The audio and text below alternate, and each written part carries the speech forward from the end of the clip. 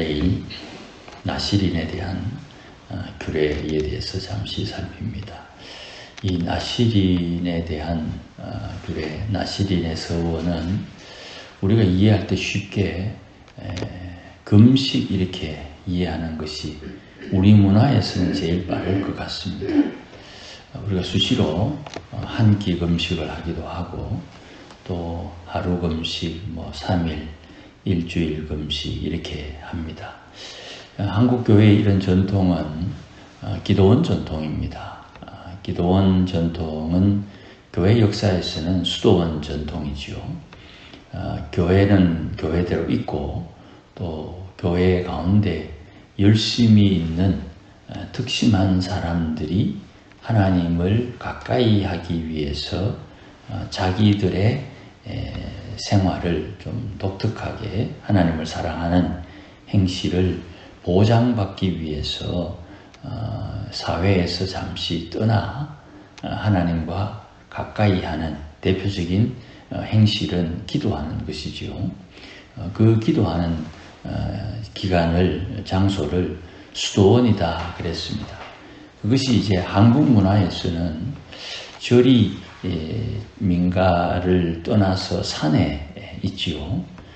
그래서 하나님을 가까이 하려고 하는 사람들은 우리나라 지형에서는 산을 자연스럽게 찾게 되었고 거기에서 이제 움막이나 거처를 마련하고 거기에서 하나님 앞에 기도하는 그런 문화가 자연스럽게 생겼습니다. 그러다 보니까 여기에 나실인의 서원 이것을 우리 문화의 행실로 볼 때는 금식하는 것 혹은 금식하는 장소에 머무는 것 이렇게 이해하는 것이 좀 수월할 것 같고 전통적으로 금식하는 혹은 기도하는 기도원에 거하기보다 올림픽을 전후로 해서 생활 속에 자연스럽게 금식하는 한 끼 금식, 하루 금식 이런 것들을 많이 해온 그 문화적인 사건이 있어서 우리 생활에 좀 더 가까이 오게 된 것이 아니냐 이렇게 생각하고 또 88년 올림픽 이후로 경제가 아주 급속도로 발전하게 됩니다. 우리나라의 문화와 같은 이런 상황은 세계적으로 좀 드물거든요. 우리는 지난 70년을 지나면서 다른 나라에 200년, 300년 걸쳐서 이루어낸 성과를 이루어냈기 때문에 대단히 압축된 그런 역사를 봤습니다. 그러다 보니까 세대 간의 갈등이 생각보다 심각합니다. 이게 압축되다 보니까 그런 것입니다. 어쨌든 그런 우리 문화의 배경이 좀 있기 때문에 금식으로 이해하면 좀 더 수월할 것 같습니다. 자, 오늘 본문 2절 말씀에 나실인의 서원을 하고자 하고 자기 몸을 구별하여 여호와께 드리려고 하면 이 나실인의 규례는 남자 여자 특별히 구별이 없습니다. 그리고 자기 몸을 구별합니다. 이게 중요합니다. 자기 몸을 구별한다. 내 몸뚱아리를 구별한다. 이 몸뚱아리를 구별하는 것이 구약에는 이유가 잘 없어요. 왜냐하면 신약 성경에 예수님은 교회의 머리다 하는 말씀을 좀 참고할 필요가 있어요. 11절에 보면 자기의 의도와 상관없이 나실인의 규례를 깨뜨린 경우에 갑작스럽게 자기 주위에 있는 사람이 죽어서 내 의도와 상관없이 그 죽은 자 때문에 나실인의 규례가 깨어졌을 때에 나는 7일에 머리를 민다. 8일에 정결 규례를 따라 산비둘기나 집비둘기 2마리를 가지고 제사장에 가서 속건제를 드립니다. 이 속건제를 드리는 이유가 11절 맨 뒤에 그의 머리를 성결케 하라 그랬죠. 내 몸이 거룩하다는 것, 내 몸을 거룩하게 한다는 것은 그 거룩의 흔적이 머리에 있다. 그래서 머리카락을 자르지 않는 것입니다. 머리털을 길게 자라게 하는 겁니다. 그 머리털이 길게 자라게 하는 것이 바울에 의하면 여인이 머리에 수건, 두건을 쓰는 것과 비교를 하지요. 고린도서에 나옵니다. 이렇게 머리에 무언가를 쓴다는 말은 다른 말로 하나님의 은혜가, 하나님의 손이 그의 머리 위에 안수한다 하는 의미가 있어요. 그리고 무언가를 덮어준다 하는 의미가 있어요. 그래서 이사야 58장 제일 유명한 금식에 대한 장이지요. 그 금식의 장에 우리가 볼 수 있는 여러 가지 표현들이 있는데 그런 것들이 다 하나님의 은혜를 덧입었다. 옷 입었는데 또 옷 입지요. 내복 입고 외출복 입고 그 위에 또 두터운 옷 입지요. 은혜 위에 은혜, 은혜 위에 은혜. 그 위에 하나님의 은혜가 임한다 이 말입니다. 어디에 임합니까? 머리에. 그래서 몸을 거룩하다고 구별하는데 그 머리를 정결케 하는 겁니다. 머리 대신 주님께서 몸을 보호하는 것입니다. 그러니 우리는 몸을 구별하여 머리 대신 신약의 개념입니다. 예수님의 그 거룩함을 드러내고 예수님은 자기의 거룩함으로 몸을 거룩해 하고 이렇게 되는 것입니다. 그러니 나시린의 서원은 단순하게 그냥 내 몸을 거룩하게 한다 하는 그 행위에 초점 맞추는 게 아니고 그 행위를 하는 그 사람의 마음이 어떠냐 여기에 초점을 맞추는 겁니다. 종종 말씀드립니다. 예수님 말씀입니다. 그 마음에 선을 쌓아 선이 나오고 그 마음에 악을 쌓아 악이 나온다. 이 말씀은 예수님께서 정하신 규칙이기 때문에 나는 저 사람은 마음은 좋은데 왜 저런 행위를 했을까? 마음이 좋은데 악한 행위를 했으면 마음이 악한 거죠. 사람은 좋은데 아닙니다. 그런 행실을 한 것은 사람이 안 좋기 때문에 그런 행실을 한 거예요. 그러니 우리가 생각할 때에 그런 말의 어눌함이 그 배경 속에 다 숨겨져 있는 것이지요. 그래서 몸을 구별하라 하는데 몸을 구별하는 것이 3절과 4절에 특별한 음식에 초점이 맞춰져 있습니다. 룻기에 보면 룻이 그 떨어진 이삭을 줍다가 그 보아스의 집에 일꾼들과 함께 밥을 먹을 때에 초에다가 빵을 찍어 먹으라 하는 말이 있어요. 그러니까 여기에 나오는 포도주, 독주 멀리하고 포도주는 그냥 우리가 말하는 포도주 말하면 되고요. 독주라는 것은 표현이 좀 다른데 포도주를 끓여서 더 진하게 만든 술, 그걸 이제 우리 시중에 파는 술은 꼬냑이라 그럽니다. 양주라 그러죠. 포도주, 일반적인 포도주를 끓여서 끓이는 것. 우리 문화에서는 동동주를 막걸리라 그러죠. 동동주를 끓여서 소주를 만듭니다. 끓여서 전기로, 김으로 된 걸 찬물에 부딪혀서 한 방울, 두 방울 모은 것을 우리 전통적으로 만드는 소주라 그럽니다. 그 소주가 도수가 높습니다. 그래서 안동 소주가 40도인가 45도인가 그렇죠. 그렇게 만든 것을 독주라 그러는 겁니다. 포도주와 독주, 그 다음에 포도주로 된 초, 이 음식을 찍어 먹는 양념입니다.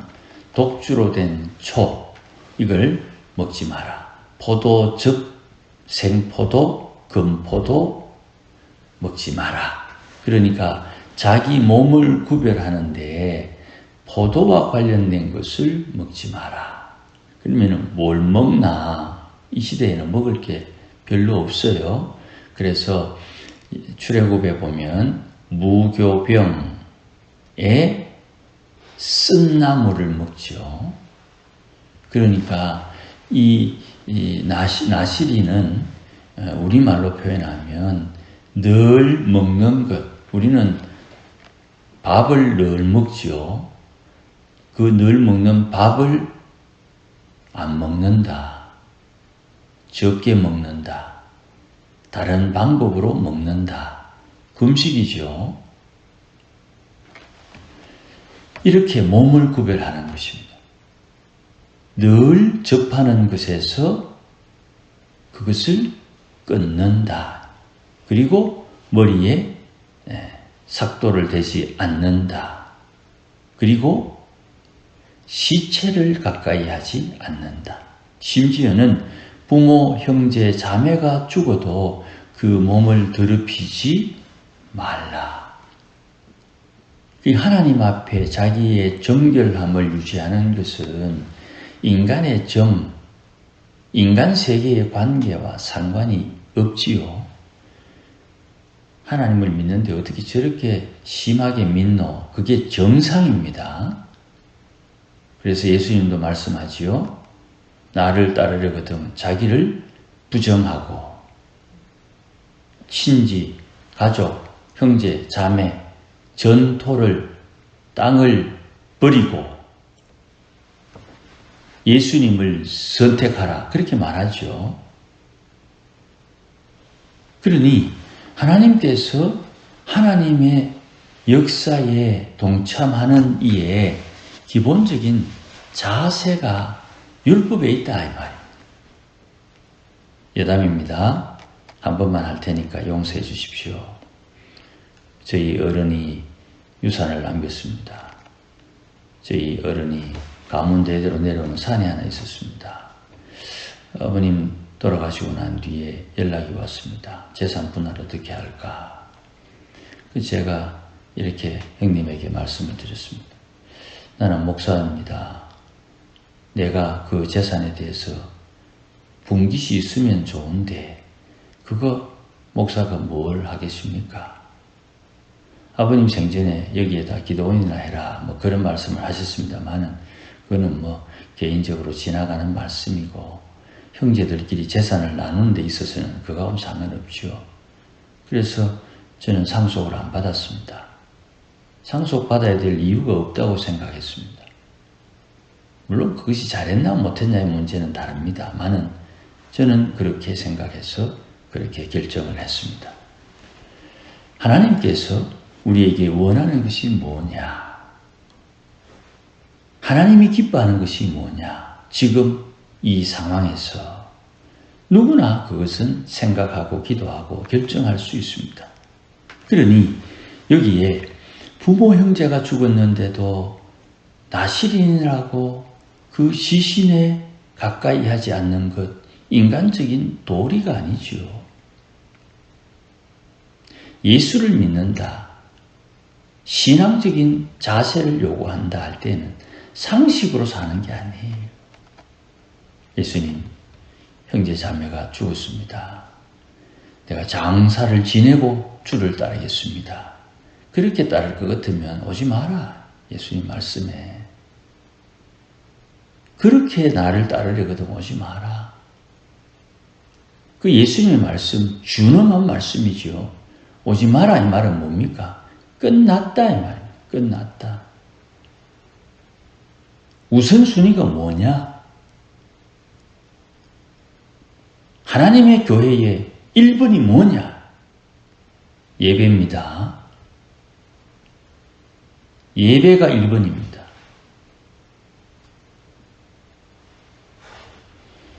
하나님의 사람들이 종종 놓치는 거예요. 예배가 제일 먼저입니다. 8절 말씀을 보니까 자기 몸을 구별하는 모든 날 동안 그는 여호와께 거룩한 자다. 구별한 그 날이 조금 과하게 표현해서 하나님 앞에 인정받는 기간이라는 거예요. 단순하게 일주일 금식합니다. 라시닌의 규례를 따라 내가 내 몸을 하나님 앞에 드리면서 내 마음의 간절한 소원은 이것이니 이 소원이 이루어지기를 원합니다. 우리 금식하는 목적을 가지고 금식하는 것과 별반 다르지 않지요. 그 행위를 통해서 하나님 앞에 인정받는다 이 말. 그러니 금식 하는 그 행위를 통해서 하나님 앞에 인정받기 위해서 금식에 온전히 신경을 써서 먹는 것 조심하고 말하는 것 조심하고 일하는 것 하되 노동을 하되 하나님 앞에 기도하면서 하는 것이죠. 이게 이제 기도원 생활, 금식하는 내용이 되죠. 이것이 여기에 라시린의 내용입니다. 이 라시린은 누구나 남녀나 특별하게 하는데 이 서원은 자기가 스스로 알아서 하는 거죠. 이거를 우리 시대의 말로 표현하면 자발적 헌신입니다. 지가 알아서 헌신하는 거예요. 누가 시켜서 하는 게 아니에요. 하나님의 교회의 봉사는 자발적 헌신으로 하는 거예요. 이런 용어 하나하나가 굉장히 중요한 것입니다. 하나님의 교회에 하나님께서 이름이 거룩히 드러나도록 하는 자발적 행실, 거기에서 벗어나면 하나님 앞에 책망을 받는 것입니다. 거기서 벗어나지 않으면 하나님께서 주시는 예비하신 은혜가 따로 있는 거예요. 하나님 앞에 복 받는다 할 때에 그 복은 우리가 생각하는 그런 규모가 아닙니다. 우리가 알고 있는 그런 유의 것이 아니에요. 그러니 하나님께서 주시는 은혜는 우리가 이 땅에서 누리는 것은 물론이요, 시간과 공간에 상관없는 하나님의 역사하심이 주어지게 되는 것이에요. 그러니 우리가 하나님 앞에 스스로를 잘 살펴야 됩니다. 다른 말로 자기 몸을 구별할 수 있어야 됩니다. 그렇게 하나님을 사랑하고 섬기는 것이 우리에게 유익합니다. 스스로에게 유익합니다. 우리 공동체에 유익합니다. 그러므로 라시린의 서원을 빗대어서 우리의 삶을 잘 돌아봐야 됩니다. 그렇게 어렵게 볼 것도 아니고 다만 하나님 앞에 내 자신을 돌아볼 때에 기준이 하나님의 입장이 기준입니다. 내 입장이 아니고 하나님이 나를 보실 때 나를 좋게 보는 쪽으로 말고 나를 객관적으로 볼 수 있는 안목이 우리에게 필요합니다. 이거를 신앙의 객관화라 그럽니다. 말은 좀 안 쓰는 말이니까 어렵지만 별것 아닙니다. 마치 내가 다른 사람을 평가하듯이 하나님이 나를 평가하는데 내가 다른 사람을 평가하듯이 내가 나를 그렇게 평가해 보는 겁니다. 거기에 수많은 통찰력이 우리에게 제공됩니다. 아무쪼록 금식하는 이 행위가 우리에게는 익숙하니까 그것으로 나시린의 서원을 잘 살펴보면 많은 은혜가 있고 새로운 행동 거지를 발견할 수 있습니다. 이 은혜가 우리에게 주신 하나님의 은혜입니다. 이 은혜를 따라 주를 사랑하고 섬기는 우리 모두가 되시기를 주의 이름으로 축복합니다. 기도하십시다. 하나님 아버지 고맙습니다. 주님 앞에 자기를 드려 서원한 라시닌의 규례를 따라 우리의 신앙과 믿음을 다시 한번 살핍니다. 주님, 내가 다른 사람들을 이렇다 저렇다 마음으로 평가하듯이 내 자신을 스스로 다른 사람을 평가하듯 객관적으로 평가해서 하나님 앞에 나의 모습 어떠한지 잘 깨닫게 하시고 하나님께서 기뻐하는 삶을 살도록 지혜를 주시며 용기를 주시며 자발적 헌신을 허락하여 주셔서 하나님 기쁘시게 하는 삶을 살도록 도와주시옵소서. 때로는 조금 먼 길을 돌아갈 수 있겠으나 그 길을 통하여 묵상하며 때로는 기도하며 때로는 하나님께서 예비하신 사람들을 만나며 그리 하나님께서 이끄시는 대로 순종함으로 예비하신 하늘의 은혜와 복을 누리는 주의 권속들이 되도록 인도하여 주시옵소서. 예수님의 이름으로 기도하옵나이다. 아멘.